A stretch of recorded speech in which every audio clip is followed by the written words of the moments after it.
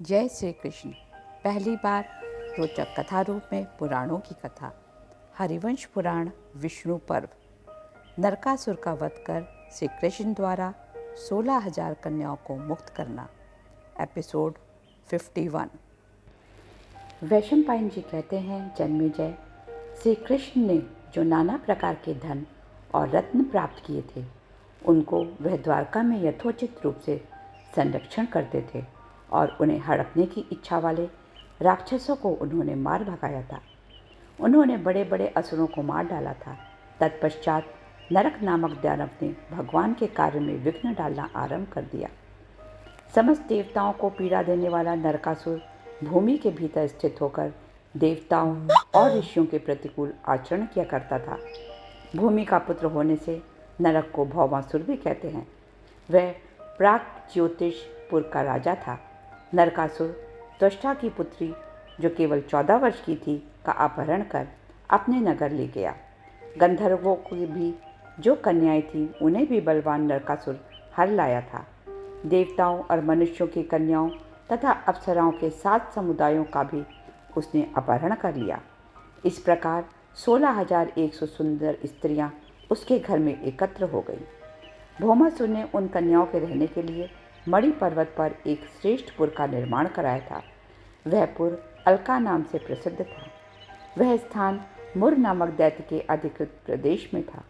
मुर नामक दैत्य के 10 पुत्र तथा प्रधान प्रधान रक्षक उन कुमारियों तथा प्राग ज्योतिषपति भौम की रक्षा करते हुए उसकी उपासना करते थे।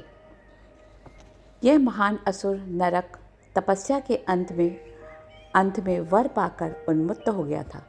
उस दैत्य ने कुंडलों के लिए देव माता अदिति का तिरस्कार कर दिया था, जिसके कारण इंद्र द्वारकापुरी को गए और श्री कृष्ण से बोले, देवकी नंदन, आज मैं जिस कार्य से तुम्हारे पास आया हूँ, सुनो। नरक नाम वाला एक राक्षस है, जो ब्रह्मा जी का वरदान पाकर घमंड से भर गया है। इस दैत्य ने देव माता अदिति के दोनों कुंडल हर लिए हैं। यही नहीं, वह प्रतिदिन देवताओं तथा ऋषियों के विरोध में ही लगा रहता है। अतः तुम अवसर देखकर उस पापात्मा पुरुष को मार डालो। भूमिपुत्र नरकासुर समस्त प्राणियों के लिए अवध्य है, अतः तुम उस पापी का शीघ्र ही संहार कर डालो। देवराज के ऐसा कहने पर श्री कृष्ण ने उनके सामने नरकासुर के संहार की प्रतिज्ञा की।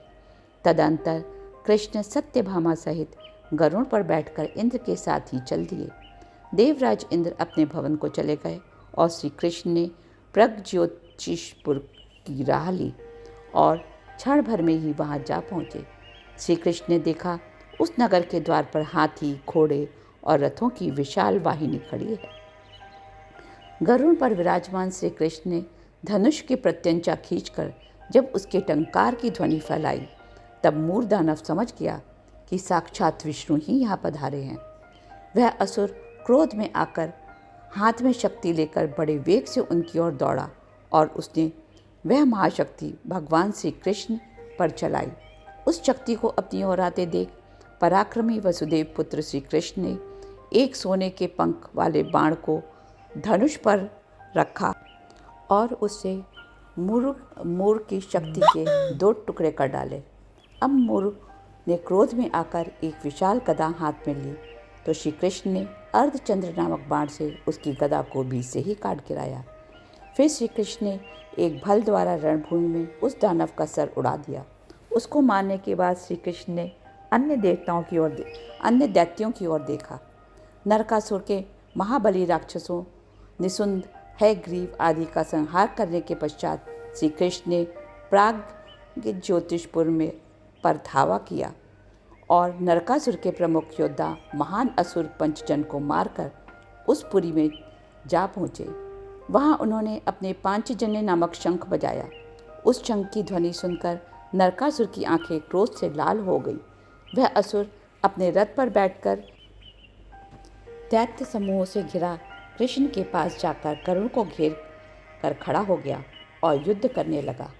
नरकासुर को देख श्री कृष्ण ने दानवों पर बाणों की वर्षा आरंभ कर दी। बाणों की वर्षा से भयभीत हो असुरों की वह सेना उस महासमर में से भाग खड़ी हुई। नरकासुर के साथ भगवान श्री कृष्ण का अत्यंत दारुण युद्ध हुआ। अंत में श्री कृष्ण ने एक बाण से उसके सारथी को मार डाला और 10 बाणों से ध्वज और घोड़े सहित उसके रथ का संहार कर दिया। फिर उन्होंने एक बाण से उसकी कवच को काट गिराया। चक्रधारी मधुसूदन ने 2 घड़ी तक नरकासुर के साथ युद्ध किया। तत्पश्चात प्रज्वलित चक्र द्वारा उसके शरीर के 2 टुकड़े कर डाले।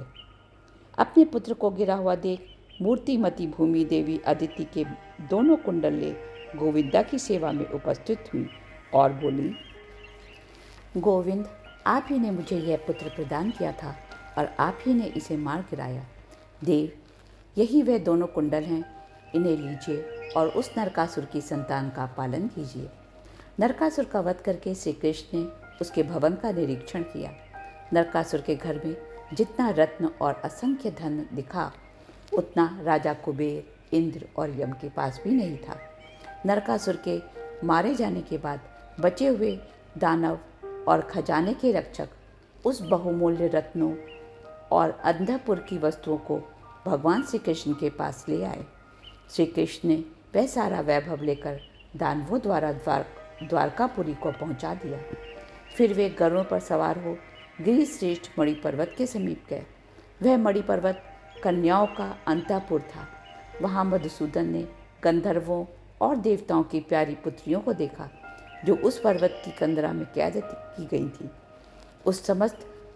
उन समस्त कुमारियों ने महाबाहु श्री कृष्ण को चारों ओर से घेर लिया और उनके पास जाकर सब कुमारियां हाथ जोड़कर खड़ी हो गईं। श्री कृष्ण का दर्शन करके उन समस्त सुंदरियों के मन में उन्हें पति बनाने का संकल्प उदित हुआ। वे सब अत्यंत हर्ष से श्री कृष्ण से बोली, भगवान, पूर्व काल में देवर्षि नारद ने जो बात कही थी वह आज सत्य हो गई। उन्होंने कहा था कि शंख, चक्र, गदा और खड्ग धारण करने वाले जो सर्वव्यापी नारायण देव हैं, वह भूमि पुत्र नरक का वध करके तुम सब लोगों के पति होंगे। आज आप परमात्मा के दर्शन से हम सब कृतार्थ हो गई। तब मधुसूदन केशव ने उनका यथोचित सम्मान तथा उनसे संभाषण करके उन्हें किंकर नामक दानवों से युक्त शिविकाओं पर सवार कराया। फिर श्री कृष्ण ने मणि पर्वत के शिखर को अपने दोनों भुजाओं से उखाड़कर पक्षी प्रवर गरुड़ की पीठ पर रख लिया। गरुड़ मणि पर्वत को, उस शिखर को तथा पत्नी सहित श्री कृष्ण को लेकर देवलोक में पहुँचे। वहाँ श्री कृष्ण ने इंद्र को माता अदिति के दोनों कुंडल देकर प्रणाम किया। तदंतर इंद्र के साथ अदिति के भवन में गए। वहाँ इंद्र ने वे दोनों कुंडल अपनी माता को दे दिए और उनके चरणों में प्रणाम किया। श्री कृष्ण, शची और सत्यभामा ने भी माता अदिति के चरण स्पर्श किए। अदिति ने अपने दोनों पुत्र कृष्ण और इंद्र को गले लगाकर उनका अभिनंदन किया और बोली, कृष्ण, तुम संपूर्ण भूतों के लिए अजेय और अवध्य होगे। यह सुंदरी सत्यभामा सौभाग्यवती तथा स्त्रियों में उत्तम हो। श्री कृष्ण, जब तक तुम मानव बनकर मनुष्य लोक में रहोगे तब तक बहु सत्यभामा बूढ़ी नहीं होगी। देव माता अदिति से इस प्रकार सत्कार पाकर देवराज की आज्ञा ले उनसे रत्न द्वारा पूजित हो महाबली श्री कृष्ण सत्यभामा सहित गरुड़ पर आरूढ़ हुए और नंदनवन में सब ओर घूमने लगे। वहाँ श्री कृष्ण को परिजात नामक दिव्य विशाल वृक्ष दिखा। वह दिव्य वृक्ष सदा ही फूल धारण करने वाला, पवित्र गंध से सुवासित तथा परम उत्तम था। उस वृक्ष के पास जाने पर सब लोगों को अपने पूर्व जन्म की बातों का स्मरण हो जाता था। श्री कृष्ण ने उस वृक्ष को उखाड़कर गरुड़ की पीठ पर रख लिया और वायु सेवित मार्ग से द्वारकापुरी की ओर चल दिए।